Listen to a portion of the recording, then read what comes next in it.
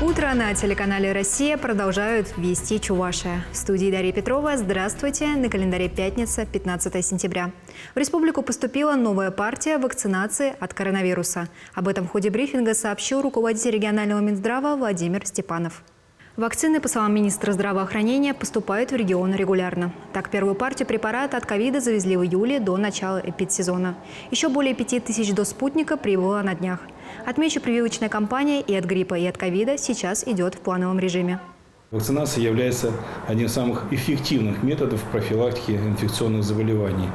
Мы пережили с вами и пандемию коронавирусной инфекции, но тем не менее коронавирус никуда не ушел, он есть и имеет место быть. И вы прекрасно слышали в средствах массовой информации, что появился, и уже люди заражаются новым штаммом коронавирусной инфекции. Соответственно, вакцинация поможет нам избежать, как мы говорили ранее, либо это полностью избежать тяжелого заболевания, либо, если даже в случае человек инфицируется коронавирусной инфекцией, то он переносит ее в легкой форме. Жителям сельских территорий предлагают улучшить свои жилищные условия. На эти цели Чувашия получила дополнительное финансирование.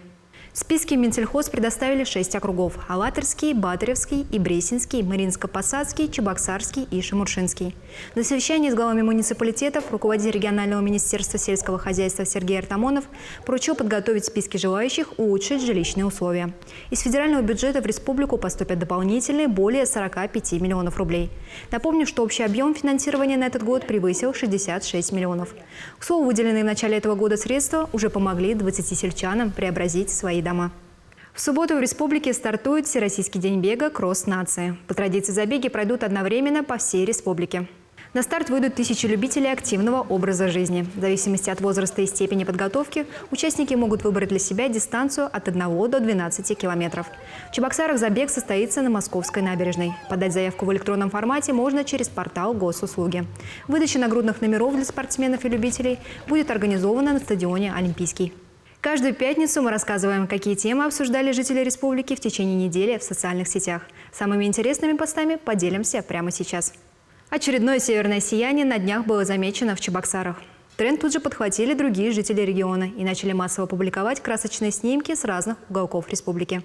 Ночью в Чебоксарах успели запечатлеть необычных пешеходов. Стадо козликов не спеша прогуливалось по Московскому проспекту.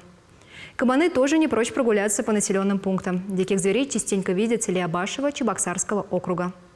Таковы вести к этому часу. Желаю вам легкого завершения рабочего дня и отличных выходных. Оставайтесь на телеканале «Россия».